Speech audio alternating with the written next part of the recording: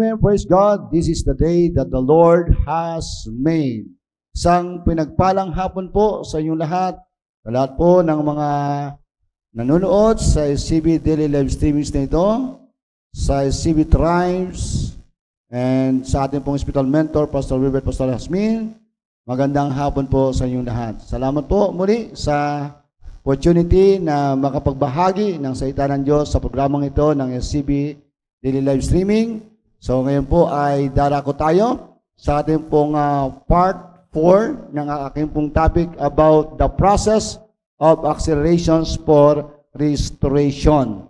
So ito po ay part 4 na po ng aking pong topic about the process of acceleration for restoration.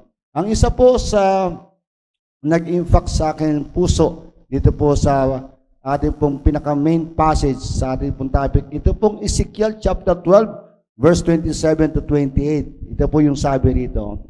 Son of man, the house of Israel is saying, the vision he sees for many years from now, and he prophesies about the distant future.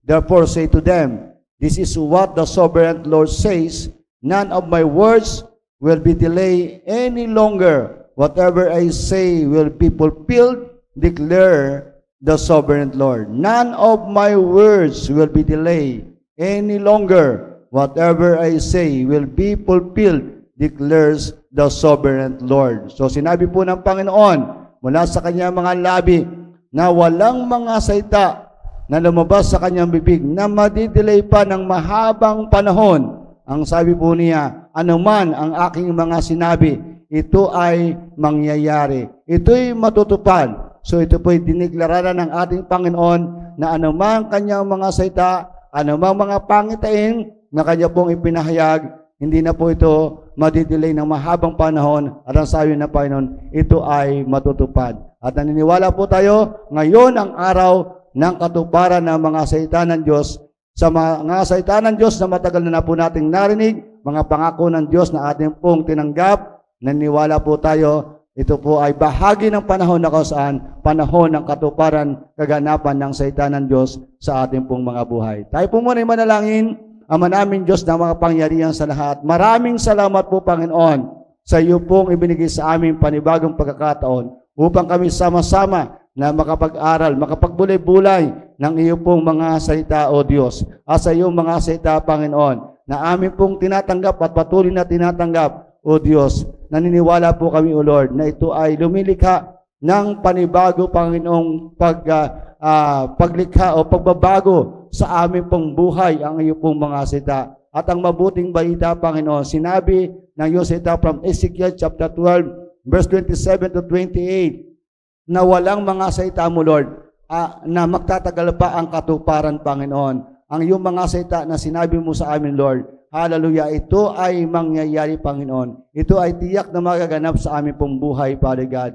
At naniniwala kami, O Diyos, hallelujah, ang aming panahon na kinakatayuan, ito ay panahon na kung saan ina-accelerate mo, Lord, ang katuparan ng iyong mga salita sa iyo pong mga anak, O Diyos. Lalo tigit, O Diyos, sa aming pong pagsunod, sa aming kaagarang pagsunod, Lord, dito ay napapabilis ang pagpapatupad mo, O Lord, ng iyong mga salita, ng iyong mga pangako, ng iyong pangitain na iyo pong pinahayag sa amin, O Diyos. Lord, marami pong salamat sa iyo, Panginoon. Sa sandaling ito, Lord, sa aming pakikinig ng iyong salita, buksan mo ang aming mga puso, buksan mo ang aming isipan, at malaya kaming tumanggap ng iyong mga salita. Mga salita mo, Lord, na kailangan namin sa panahon ito at sa mga dating na panahon upang kami, O Lord, ay tumayo na nagtatagumpay, O Diyos, sa anumang sitwasyon, sa anumang kalagayan ng buhay, sa anumang pagsubok, Panginoon. Sapat na, O Lord, na meron kaming salita na mula po sa iyo, Panginoon. Alam po namin bahagi ang pagkakataong ito na kami, Panginoon, makatanggap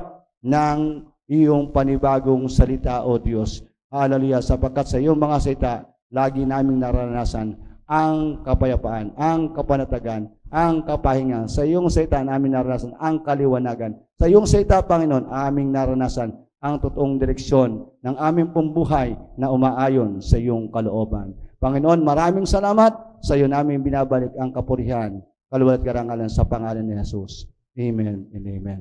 So sa nakaraan po, na ating po napag-usapan dito sa aking pong topic o sa ating topic about the process of acceleration for restoration ay ating po nakita yung dynamics of the process of acceleration for restoration.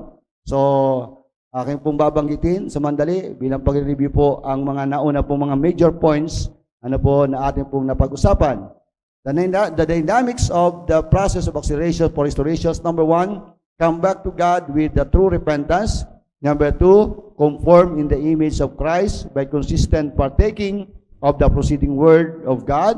Number 3, consistently observe the code of honor to unlock the kingdom resources to over our lives.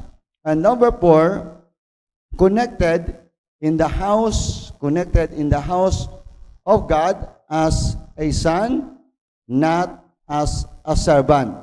So ito po yung 4 na major points na ating pong napag-usapan sa nakaraang pong mga araw dito po sa ating pong topic. At ngayon po bilang ating pong part 4, ay darako tayo sa ating pong numeral major points sa number 5, be a carrier of the power of increase and multiplication through covenant relationship. Be a carrier of the power of increase and multiplications through covenant relationship. So sabi po ng word dito sa Luke chapter 15 verse 22 to 23, ganito po ang sinabi. But the father said to his servants, bring quickly the best robe and put it on him, and put a ring on his side, on his hand, and shoes on his feet, and bring the fattened calf and kill it, and let us eat and celebrate.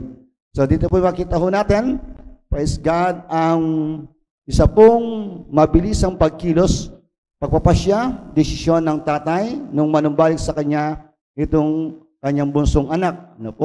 Na dito po ay pinagmadali niya na kuhanin ng kanyang servant ang pinaka-mainam na balabal at singsing at sapatos upang isuot sa kanya pong anak, tanda ng restoration, tanda ng kanya pong panunumbalik bilang isang tunay na anak. Bagamat ang bunsong anak na ito ay meron siyang nasira na relasyon sa loob ng kanya pong tahanan sa kanyang tatay, but yung pong puso ng tatay na naka-incline, ang kanyang kaisipan at damdamin sa pag-aayos at pagbubuo ng relasyon, sa kanyang tahanan ay ito po yung nangibabaw, doon sa pagtatagpo na ang kanyang anak ay nanumbalik sa kanya.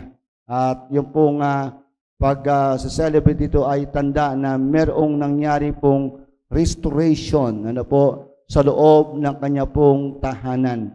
At yung pong restoration ito na bagamat nasira ng kanya pong anak yung kanila pong relasyon o yung covenant sa loob ng kanyang tahanan ay naging dahilan, naging susi muli upang yung pong nawala sa kanya na kanya pong mana o kanya pong kayamanan ay muli siyang nakaranas ng ganito pong uri ng mana na tinanggap sa kanya pong tatay.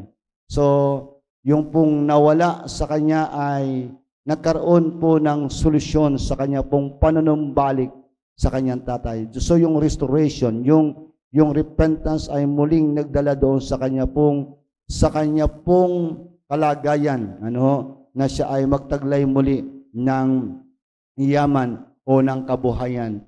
So, makita ho natin na ang anak ay bilang anak, inaandun po talaga po yung kanya pong karapatan o rights na kung ano yung yaman o ano man po yung kabuhayan na meron ang tatay, talagang ito ay laan niya para sa kanya pong anak. So ito po yung isang bahagi ng buhay ng mga mananampalataya na nais ng Lord na talagang manumbalik tayo dito sa kalagayan ng pagiging anak. Bilang isang anak at tayo po ay nasa panahon ng restoration. ano po, ay maranasan po natin na tayo ay magtaglay nito pong tinatawag natin na power of increase and multiplication through the covenant relationship. At ito po ay makikita ho natin na isa sa pinaka pangunahin na sinasabi rin po ng salita ng Diyos, even doon po sa creation, even po doon sa original na plan ng Lord noong tayo hindi pa nagkakasala, na ang tao ay subject doon sa mag-increase, mag-multiply ang kanila pong buhay at kung ano man ang pinagkatiwala ng Diyos sa kanya. At ito po ay nangyari muli na ito ay bagamat nasira ng kasalanan ay nirestore ng ating pong Panginoon.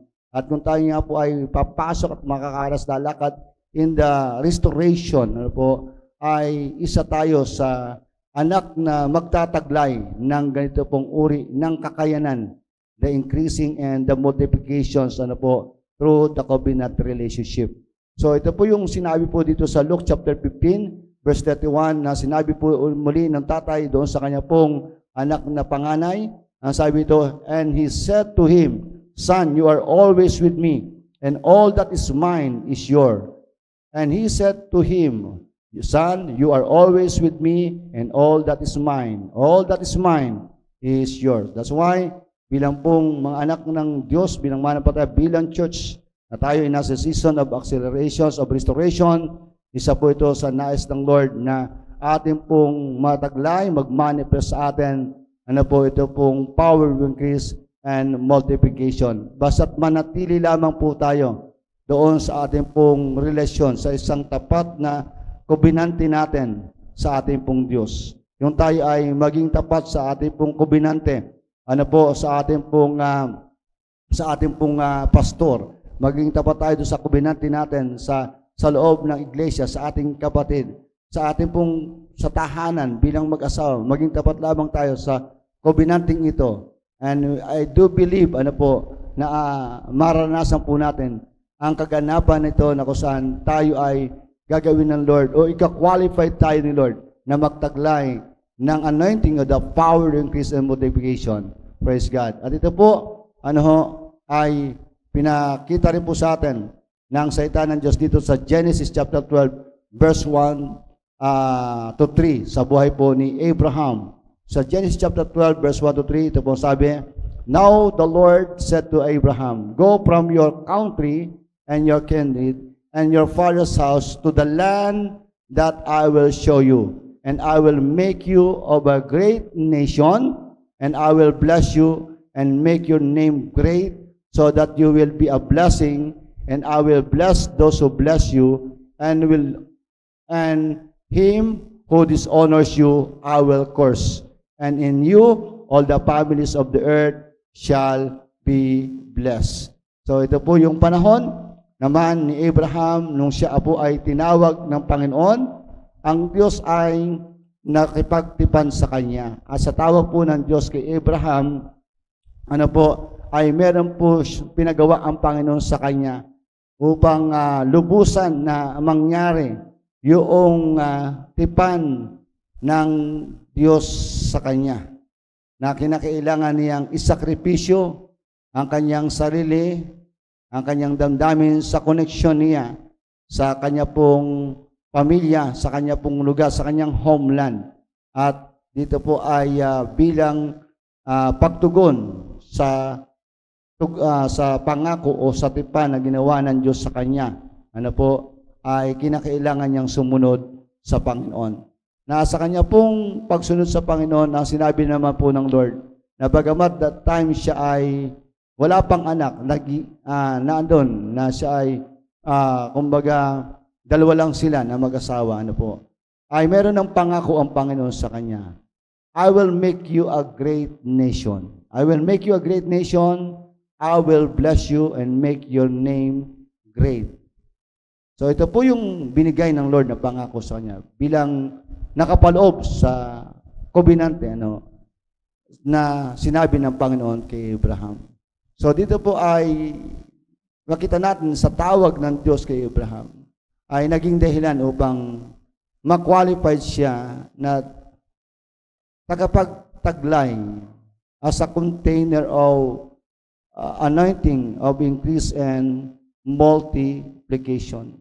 So ito po yung truth na ating po makita rito mula sa pagkakatawag ng Diyos kay Abraham. Na dito po ay yung kanya pong kalagayan ng kanyang buhay nung kanya pong tanggapin itong panawagan ng Diyos, itong calling ng Panginoon. Siya ay isang ordinaryong tao lamang. Kumbaga, walang pangalan, walang impluensya. Pero makita ho natin sa kabuuan noong pangako o tipan ng Diyos sa kanya ay hindi lubos maisip kung gaano katindi yung pong impluensya na kanyang buhay na pinakita ng Diyos kay Abraham sa darating na hinaharap. But ang susi lang po dito ay yung kanyang pagtugon sa tipan na ito, sa panawagan ng Diyos na ito sa kanya. Ang sabi po ng Panginoon ay dadalhin kita sa lugar na papakita ka sa iyo. Ibig sabihin, hindi pa tiyak. Kaya naman, through the power of faith na pinahawakan ni Abraham, siya ay sumunod sa Panginoon. At yung susi ng katuparan, upang yung future na pinakita ng Diyos sa kanya ay mangyari. Kailangan niyang humakbang doon sa pangako o sa tipan, sa panawagan ng Diyos na ginawa sa kanya. Kaya alam naman po natin ang nangyari. Ginawa ng Diyos ito sa buhay ni Abraham. So, ang makikita ko natin dito ay ang Diyos ang nag-initiate ng ganito pong klase na uri ng buhay kay Abraham. Naging qualified si Abraham sa harapan ng ating Diyos sa dinami-dami ng mga tao na nais ng Panginoon na through Abraham ay dumami ang ganitong klaseng uri ng tao sa magitan ni Abraham. Kaya kinakailangang deposituhan ng Diyos ng kakayanan, ng anointing, ng increase and multiplication itong si Abraham upang yung plano, yung purpose ng Lord sa maraming bansa ay mangyari through Abraham. Na kinakailangan niyang pagpalain si Abraham, gawing tanyag, sikat ang kanyang pangalan. Pagpalain upang maging pagpapala. Magkaroon ng totoong patotoo na ang Diyos ay nasa kanya. Na ang sino mang sumumpa kay Abraham ay kanyang susumpain. Ang sino mang magpala ay kanyang pagpapalain. At ang sabi po dito, sa magitan ng pamilya ni Abraham, ang lupa ay mapagpapala. So ito po yung pangako, ito yung covenante na pinag-usapan ni Abraham at ang Diyos. At alam po natin na ang tanging ginawa ni Abraham ay ang tanggapin ito, ang sumunod sa sinabi ng Diyos sa kanya. At makita ho natin na kapag ang Diyos ay kumilos sa buhay natin, ay higit doon sa ating pong ini-expect, higit doon sa ating inaasahan, ang kalakihan, ang greatness ng resulta. Kakaiba ang nangyayaring katayuan ng buhay kapag ang kilos ng Diyos ay nasa ating mga sarili. Kapag pala gumalaw ang Diyos sa buhay po natin ay mas nakahihigit ang katayuan ng ating buhay. Hindi man natin ginusto, pero si Lord ay ginusto niya na gawing patotoo yung pong ating pong buhay. So, sa lahat ng mga mananampalataya, anak ng Diyos, churches, gusto ng Lord na ihayag, ang patotoo na hindi ka panipaniwala, kamangha-mangha, dahil ito yung galaw niya.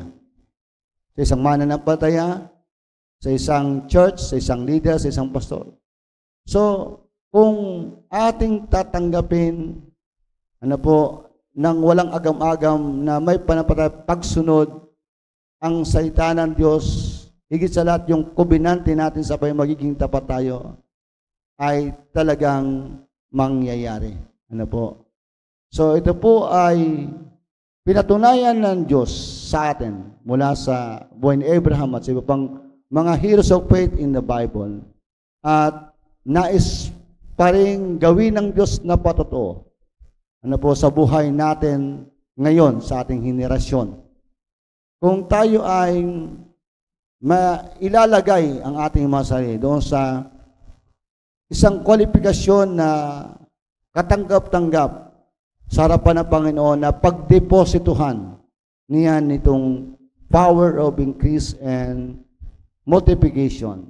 At alam po natin sa ating pag-usapan, kinakailangan natin maranasan yung ating pong restoration in the aspect of spirituality, na yung ating pong spiritual stature, yung ating identity sa harapan ng Diyos ay yung makita niya po yung kanya pong nature, yung kanyang karakter sa buhay natin. Tulad ng kanya pong nakita kay Abraham na sold out si Abraham sa mandatong tinanggap niya sa Diyos. Yung kaisahan ng kanyang puso sa Diyos. So, naniwala po ako na ito rin po yung nais ng Panginoon na makita sa bawat sa atin. At dito tayo po nire-restore ng ating pong Panginoon. Na tulad po ng nauna nating mga tinalakay, na yung pagiging anak, walang ibang dahilan at responsibilidad ang isang anak tulad ng pinakita ng ating Panginoon Jesus, na anuman ang nasa kalooban ng kanyang tatay ay handa niya itong isakatuparan. Si Abraham, bagamat hindi po niya alam ang lugar na kanyang pupuntahan, bagamat wala pang linaw at tiyak, physically, yung pong pangako ng Diyos, humakbang siya ng pagsunod. Sa kanya pong paghakbang ng pagsunod, naging susi ito upang yung pagdideposito ng Diyos, sa kanyang espiritu, sa kanyang katauhan, na siya ay talagang mag-increase at mag-multiply ang kanya pong buhay. Yun po ang nangyari. So, ibig sabihin po, kapag ang Diyos ay kumilos sa panig natin, mas nakahihigit ang kalagayan ng ating pong buhay dito sa mundo. Kaya po sabi po ni Dr. Tondi Bakari, when God acts on your behalf, you become increasingly prominent. When God acts on your behalf, you become increasingly prominent. So, balikan po natin si Abraham. The explicit obedience of Abraham to his covenant relationship with God became a legacy of Isaac. It caused him to be a carrier of the power of increase and multiplication. So, tinupad ng Diyos ang kanyang pangako. Nakapaloob sa kanyang covenant kay Abraham na siya ay darami. So, nagkaroon siya ng anak sa kabila ng kanyang katandaan, sa kabila na baog ang kanyang asawang si Sarah. Nagkaanak sila na si Isaac. At sa pagsunod ni Abraham, the explicit obedience sa kanyang covenant relationship sa Lord, ito yung naging legacy ni Isaac. That's why sa panahon sa henerasyon ni Isaac, nag-manifest ito pong power of increase and multiplication. kapag carrier tayo ng anointing of increase and multiplication, wala po itong isasalang-alang na panahon o sitwasyon. Yan man ay panahon ng kahirapan, yan man ay panahon ng pagtuyo, mahayag yung kaganapan. Mahayag at mahayag yung katuparan niyan. Sapagkat salita ng Diyos na sinabi nga po sa Ezekiel na ang salita niya ay kanyang tutuparin, kanyang titiyakin. Hindi pwedeng i-delay ng sitwasyon ang katuparan ng kanyang salita.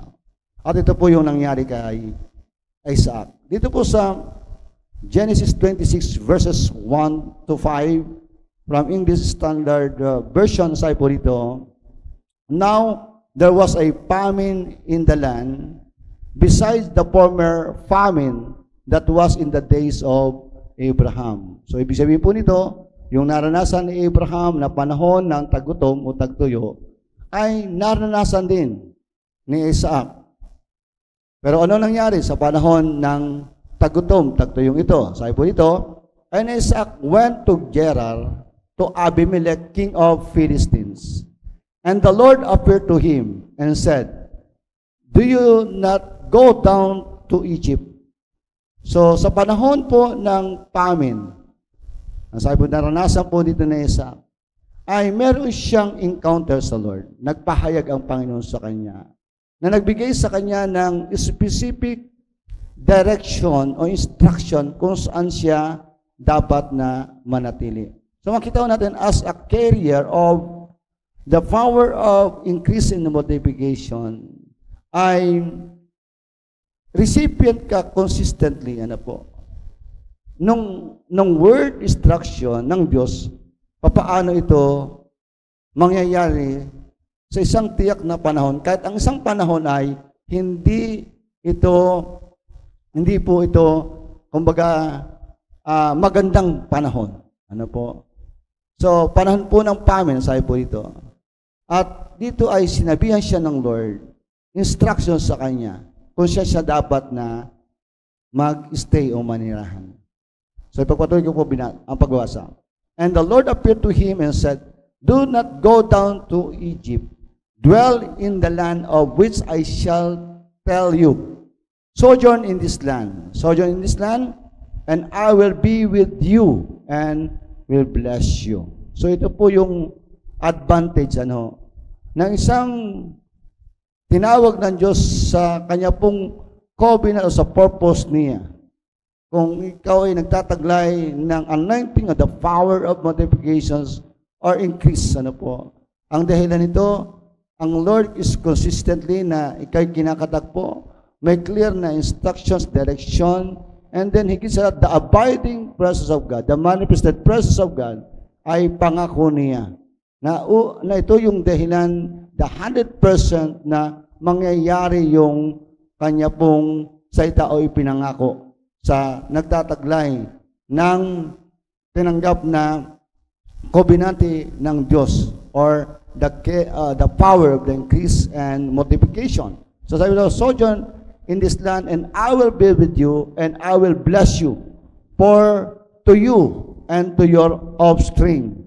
And I will give all these lands, and I will establish the oath that I swore to Abraham, your father.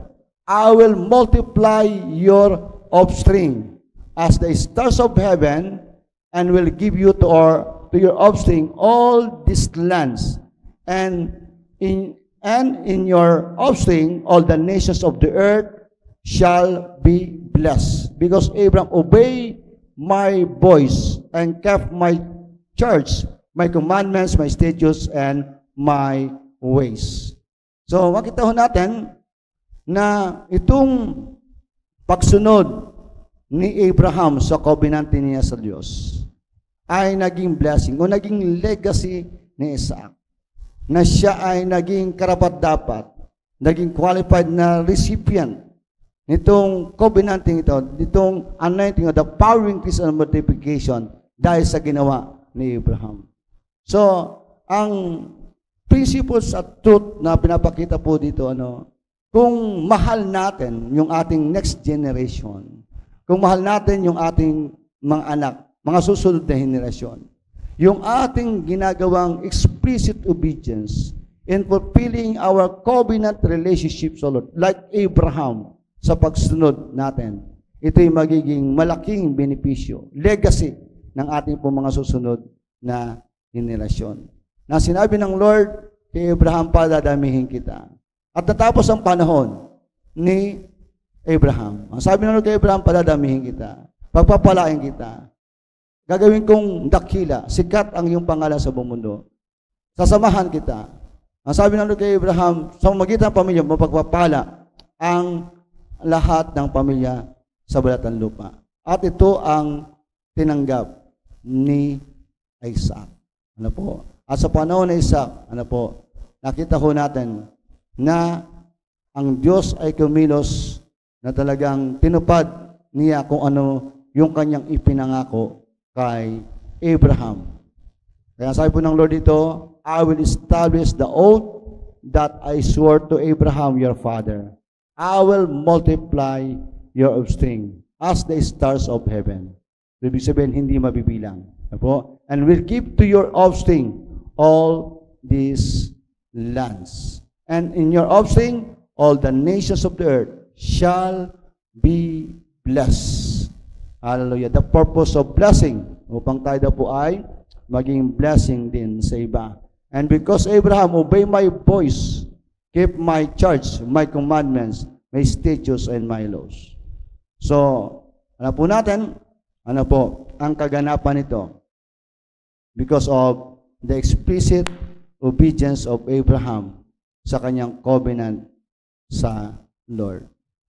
So, sabi po ni Dr. Jonathan David, one of the most important lesson in life is to learn the lesson of obedience. One of the most important lesson in life is to learn the lesson of obedience. So, ating po narinig in our CB mentoring, ang isa sa hindi natural, likas sa tao ay ang pagsunod. Dahil nga po sa nabiktima tayo ng kasalanan, simple nature, rebelliousness. Kaya sa tao po ay hindi natural ang pagsunod. Pero ang pagsunod, tulad ng pinakita ng ating Panginoon Jesus, ito po ay napag-aaralan. Ibig sabihin, responsibilidad ng bawat isa sa atin na ating pong supilin, ating hubugin, disiplinahin ang ating sarili sa pagsunod.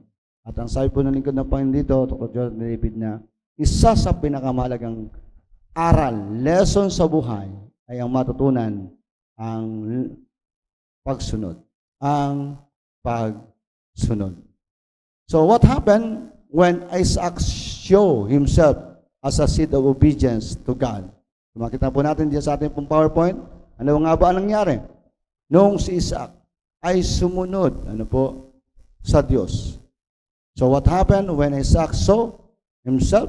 Ibig sabihin po nito ay ginawa ni Isaac yung kanyang sarili bilang butil, bilang binhi, ng pagsunod sa Diyos. So ito po'y nag-reveal o naghayag kung ano ba talaga ang dala-dala niya sa kanyang buhay. Anong tinataglay niya? So it will reveal what he carried. Ang sabi po ng Genesis 26, verse 12 to 16. And Isaac sowed in that land and reaped in the same year 100-fold.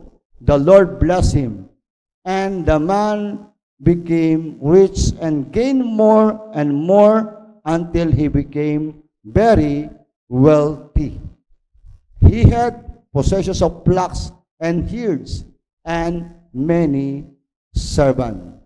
So ito po yung nangyaring supernatural breakthrough in the life of Isaac, na nung kanya pong ikinonsider na binhi ang kanya sarili, tinanim niya as a seed of obedience sa Lord. Nag-reveal kung ano ang nasa kanya. Kung ano ang anointing, kung ano yung power na meron sa kanya na ibinigay ng Diyos sa kanya. Ano po?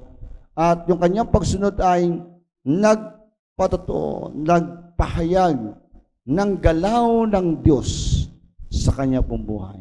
Ang sabi doon, the Lord bless him, and the man became rich and gained more and more until he became very wealthy.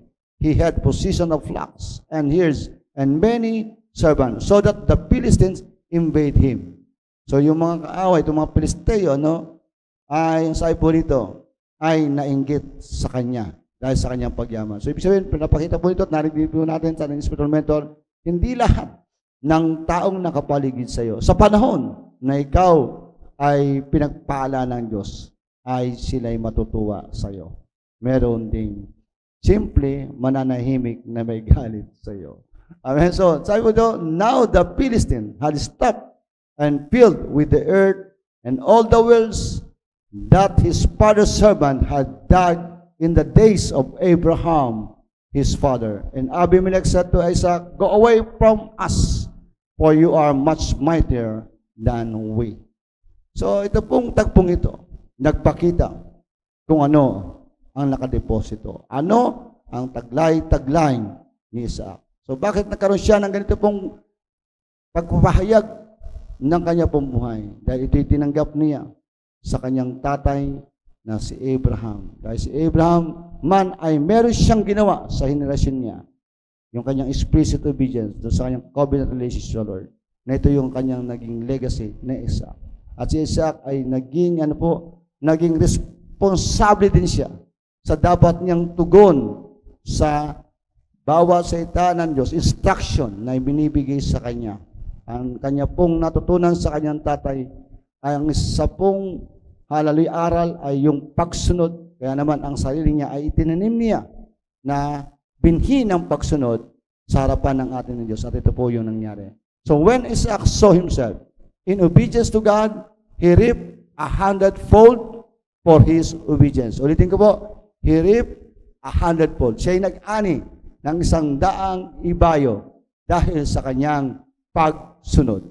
The Lord blessed him, and the man became rich, and he continued to grow richer until he became wealthy. Praise God. So, ang tanging nasusi po nito, sa kanyang pagtanggap sa instructions ng Lord, wala siya pong option na inilagay sa kanya sarili, kundi yung pagsunod. So, sa atin po bilang anak, hindi nangangahulugang tayo ay anak, ay agad nating naranasan ang ganitong uri ng breakthrough tulad ni Isaac. Yung ganitong inheritance, ganitong mana. So si Isaac ay lumaka din, namuhay din, na kinakailangan niyang marating yung pong tiyak na panahon na matupad ng Diyos sa kanya yung ipinangako niya kay Abraham. At ito po'y naranasan ni Isaac sa takdang panahon na kung saan siya ay talagang isang matured na anak. Naranasan niya itong pagkilos ng Diyos nito sa ating pong binasa dito sa Genesis 26 verse 12 to 16. So, sa ating pong karanasan bilang anak ng Diyos, bilang mananampalataya, na bagamat alam natin tayo'y anak, at tayo nakapaloob sa ating pong kubinante sa ating Diyos, na tayo ay kanyang anak, siya ang ating ama na paglilingkuran. Nakapaloob tayo sa kubinante, sa iglesyang ating kinabibilang sa ating pastor. Pero, hindi pantay-pantay yung nangyayaring pagpapala o breakthrough. In terms of financially, hindi rin pantay-pantay. Spiritual stature, hindi rin po. So, nakadepende doon po sa tinatawag nating maturity na meron tayo. So, ang nakita ko po, sa mabilisang restoration, sa buhay ng church o sa mga mananampalataya, ay walang iba kundi ang pagsunod. Kung gusto nating mapabilis, yung total restoration, recovery sa buhay natin, ang tangi natin pong unang sikapin na mga gawang pagkilos ay ang pagsunod. The accurate obedience. The accurate obedience na kung saan magdadala po sa atin na tayo mag-mature bilang anak ng Diyos. So in our PowerPoint po, accurate obedience will accelerate our maturity in sonship that will bring us to possess our inheritance. Accurate obedience will accelerate our maturity in sonship that will bring us to possess our inheritance. Yan po yung hindi natin pwedeng i-shortcut sa buhay natin. Hindi natin pwedeng i-disregard sa pagtanggap nung inheritance na nilaan ng Diyos sa atin dito sa lupa. Para maranasan natin ito, kinakailangan maging katiwa-tiwala muna tayo sa harapan ng ating Diyos. Kaya nga po, ang isang anak, bagamat anak siya, ng isang milyonaryo, pero kung yan ay musmus pa, hindi pa niya maranasan na kanya matanggap yung mana, mula sa kanyang tatay. Kasi hindi niya alam paano niya ito i-handle. So same in the spiritual aspect sa buhay natin, bilang tayo anak ng Diyos, kung hindi tayo nagmamatured, hindi natin lubusang maranasan yung mga inheritance na inilaan ng Lord para sa atin. Kaya po sabi po rito, in our PowerPoints, accurate obedience will accelerate our maturity in sonship that will bring us to possess our inheritance. So, ang ating pong akma, tama, kaagarang pagsunod ay magpapadali na tayo'y lumago umundan. Mag-mature bilang anak. At kapag tayo mature bilang anak, ito ang magiging dahilan na ating matanggap, maangkin yung manang dinisenyo ng Diyos sa buhay natin. Sa Galatians 4:1 verses 1 to 3, ganito po ang sabi. What I am saying is that as long as the hearer is a child, he is not different from a slave. Although he owned the whole estate, he is subject to guardians and trustees until the time set by his father. So also when we were children, we were in slavery under the basic principles of the world. So sinasabi po dito yung anak, kapag yung anak ay isang bata pa, musmus pa, wala siyang pagkakaiba doon sa slave. Ano pong ibig sabihin na walang pagkakaiba sa slave? So kung ano lamang yung kanyang pangailangan, doon lamang siya tinutugunan noong tatay. So hindi pwedeng kanyang ipagkatiwala ang kabuuan ng kabuhayan o yaman ng tatay dito sa anak na ito. Bagamat siya yung magmamana, bagamat ay para sa kanya, pero kung siya ay musmus pa, ang sabi dito, wala siyang kaibahan ng kanyang buhay sa isang katulong, sa isang slave. Kaya kung tayo ay anak ng Diyos, pero kung musmus pa, so wag tayo magtaka. Kung ang blessing na ating natatanggap ay parang katulad lamang ng mga taong wala sa Panginoon or katulad ng isang slave. So sabi ito ay ang isang musmus na anak ay nasa ilalim pa ng tagapangalaga. So kinakailangan pang gabayan. Hanggang sa, ang sabi ito dito ay dumating ang tamang panahon na itinakda ng Ama. Ano po yung sinasabi itong until the time set by his father? Hanggang makita niya na yung kanyang anak ay matured na. Yung makita ng kanyang tatay na handa na mapagkakatiwalaan ang kanyang anak, na kanyang maangkin, matanggap ang kanyang mana. So, ibig sabihin po, ang standard ay yung maturity ng isang anak upang kanyang maranasan ang mana. Kaya nga po, ang katotohanan sa ating panahon kung bakit ang pagpapala ng Diyos ay hindi natin din lubos na maranasan, tulad nga po ng binabanggit ng ating spiritual mentor, Pastor Wilbert, na ang isang problema sa maraming Kristiyano ay yung pagiging isang katiwala. Yung pagiging isang mabuting katiwala.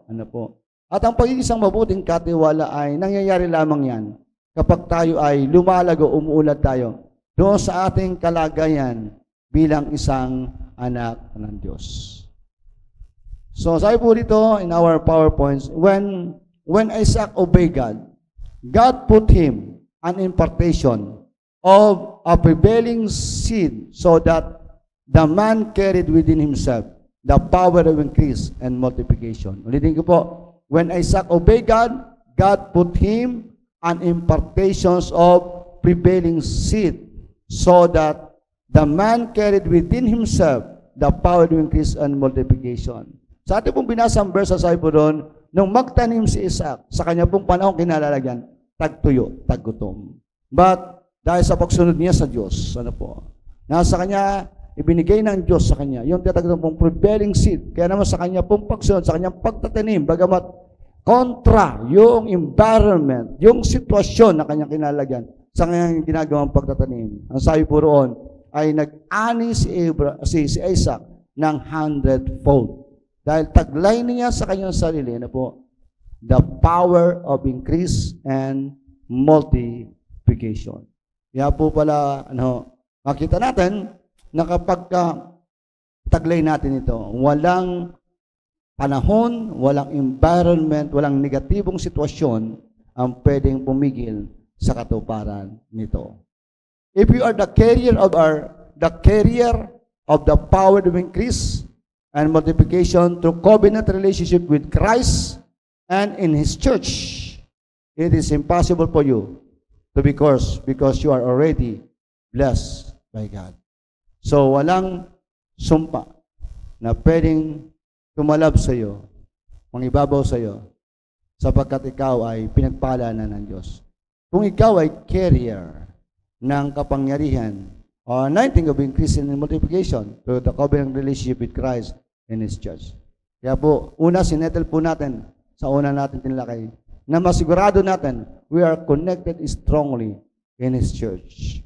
Yan po ay isa sa dahilan kung bakit tayo mabubuhay dito sa covenant na tulad ng naranasan po ni Isaac na tinanggap niya sa kanyang tatay. Praise God, the power of increase and multiplication. So pagpatuloy ko po ito, if you are the carrier of the power of increase and multiplication through covenant relationship with Christ and His church, it is impossible for you to be cursed because you are already blessed by God. Ang sabi po ng word, Numbers 23 verse 8 to 12. Numbers 23 verse 8 to 12 says, how can I curse whom God has not cursed? How can I denounce whom the Lord has not denounced? For from the top of the crags I see him. From the hills I behold him. Behold, a people dwelling alone, and not counting itself among the nation. Who can count me? Who can count the dust of the Jacob, or number the fourth part of Israel? Let me die the death of the upright, and let my end be like this. Let my end be like his. And Balak said to Balaam, what have you done to me? I took you to curse my enemies, and behold, you have done nothing but bless them. And he answered and said, must I not take care to speak what the Lord puts in my mouth? So dito po, ang senaryo, ito po si King Balak ay kanya pong hinard itong si Prophet Balaam o si Balaam upang sumpain ang bansang Israel. Pero instead na kanya pong may declare ang sumpa, ay hindi magawa ni Balaam o ni Balaam. Sapagkat ang sabi po niya ay hindi ko pwedeng gawing sumpain ang hindi sinumpa ng Diyos, ang pinagpala ng Diyos. Amen? So, ito po yung advantage, kung tayo ay nasa loob, ng kobenante natin sa harapan ng Diyos, sa ating Panginoon Jesus, sa Kanyang iglesia, na anumang sabihin na mga negatibong salita, sumpa, ang sabi po ito ay hindi mangyayari, kundi ito ay matutwist ang pagpapala ang higit na mangyayari. Sapagkat ang pinagpala ng Diyos ay pinagpala na walang kapangyarihan ang sumpa.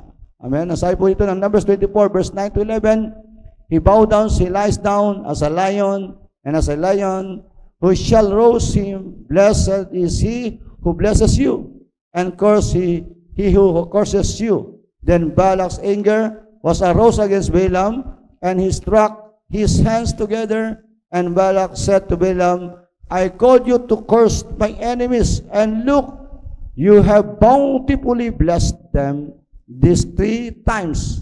Now therefore, flee to your place. I said, I would greatly honor you, but in fact, the Lord has kept you back from honor.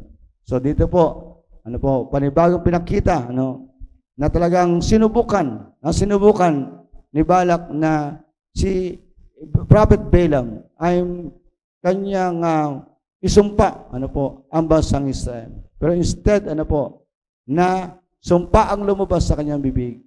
Ayon sa instructions ng Lord kay Prophet Balaam, ang lumalabas ay ang pagpapala sa kanyang bayan. Amen? Praise God. Kaya po, if you are carrier, hallelujah, of the power in Christian multiplication to the covenant relationship in Christ and His church, imposible na ikaw ay makaranas ng sumpa sapagkat ikaw ay pinagpala na ng ating Panginoon. Praise God. As safety measure natin, sa covenant natin sa Panginoon, as a carrier of the increase and multiplication, ay manatili po tayo sa Panginoon. Manatili tayo sa Kanya. Manatili tayo sa Kanya. Sabi ng John 15, verse 4 to 5, Remain in me, and I will remain in you. No branch can bear fruit by itself. It must remain in the vine. Neither can you bear fruit unless you remain in me. I am the vine, you are the branches. If a man remains in me and I in him, he will bear much fruit. Apart from me, you can do nothing. That's why, bilang ating pong responsibilidad sa ating pong tipan sa Panginoon, tayo ay magpakalago ng ating pong relasyon sa Kanya. Palalimin at maging mas malapit tayo, mag-mature tayo, mag-raise up ang ating spiritual stature upang ang mabunga na buhay, amen, ay ating pong maranasan. Upang yung pong design ng Lord sa buhay natin, na ito ay mag-increase at mag-multiply, ay higit na mangyari. Manatili po tayo, amen, sa ating pong kubinante, sa ating pong Panginoon. Praise God. So sa ating pong pinag-usapan ngayong hapon ito, in our major points, number 5, the process of acceleration for restoration, be a carrier of the power increase and multiplication through covenant relationship. Tayo po ay manalangin. Panginoon, maraming salamat po. Minsan pa sa iyong mga salita na amin pong tinanggap sa hapon pong ito, Panginoon. Pinalalahanan mo kami, o kami, Panginoon, ay binigyan mo ng panibagong instruction sa iyong mga salitang ito, O Diyos, upang mangyari sa amin, Panginoon, ito pong proseso, itong process of acceleration for our restoration, na kami ay maging tapat sa amin pong kubinante sa iyong harapan. Sapagkat pinili mo kami, tinawag mo kami, kinuwalified mo kami, O Lord God, as a carrier of the anointing or the power of increase and multiplication sa mundo pong ito, O Diyos. At sa iyong mga salita na iyo pong ipinahayag sa amin, Panginoon, ay wala po kaming ibang maging katugunan, kundi ito ay tanggapin. Maniwala kami at lakaran po namin ito. Lord, sa karakter ng forefathers na pinakita ng iyong salita tulad po sa buhay ni Abraham, ni Isaac, and even Jacob, ano pong iba pang mga bayani ng pananampalataya, ang kanila pong tanging unang hakbang upang yung salita mo, O Diyos, ay makita in reality, Panginoon, ay walang iba kundi ang pagsunod. The explicit obedience, Lord. Panginoon, maraming salamat sapagkat hindi mo lang patutunayan sa panahon ni Abraham, sa panahon ni Isaac, ang katuparan, O Diyos, ng iyong pangako na kami, Panginoon, ay mag-i-increase, magmumultiply ang aming pong buhay nito for the fulfillment, Panginoon, ng iyong pong purpose, O Diyos, dito sa lupa. For the kingdom advancement, O Lord. Ito'y mangyayari at mangyayari din sa aming panahon, Panginoon, sa aming pong explicit obedience sa iyo. Lord, salamat. Ang iyong pagiging tapat sa iyong mga salita. Ang iyong pagiging tapat sa iyong covenant, Panginoon, para sa amin. Dito mo kami lagi, O Diyos, turuan at hubugin. Matutunan naming maging tapat, Panginoon. Maging totoo, O Diyos, mula sa iyo pong mga salita. Maraming salamat, Panginoon. Hallelujah. Na kung lagi po naming narinig ang salitang obedience, dito mo kami tinuturuan. Dito mo kami hinuhubog, Panginoon. Sapagkat wala nga pong ibang higit na mataas na antas ng aral na dapat naming matutunan sa buhay, kundi ang pagsunod, Panginoon. Lord, sinabi na yung salita sa huling panahon, pabibilisin mo ang panahon, alang-alang sa iyong mga hinirang. Marami kang gagawin, O Diyos, na restoration sa lahat ng aspeto ng buhay ng iyong anak o sa lahat ng aspeto ng buhay ng iyong iglesia. Para sa ikabibilis din, O Diyos, ng ikalalaganap at ikatatatag ng iyong paghahari dito sa lupa. Lord, salamat na kami ay mga tao na makikita mo sa bawat lugar, probinsya, barangay, syudad, na mga taong magbibigay ng kaluguran sa iyo. Malulugod ka dahil wala ka bang makikita, Panginoon, sa bawat isa na tutupad sa iyong salita, kundi ang pananampalataya, ang pagsunod, O Diyos. And I pray, O God, hallelujah, the process of the acceleration for restoration sa bawat isa na narito pa mangyari sa kanilang personal na buhay, sa kanilang pamilya, sa ministry, sa church, Panginoon, sa assignment na pinagkakatiwala mo sa bawat isa. In the mighty name of Jesus. And finances, Panginoon, in the resources na kailangan, Panginoon, na iyo po mga anak.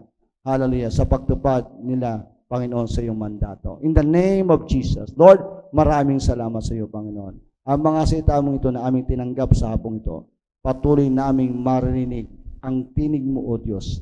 Bagamat kami natapos na sa pag-upo o sa pakikinig ng mga aral na ito. Ang iyong salita na kung saan aming marinig ang tinig sa likod nito, O Diyos, patuloy itong mangungusap sa aming mga puso, sa aming isipan, sa aming katauhan. Maraming salamat, Panginoon.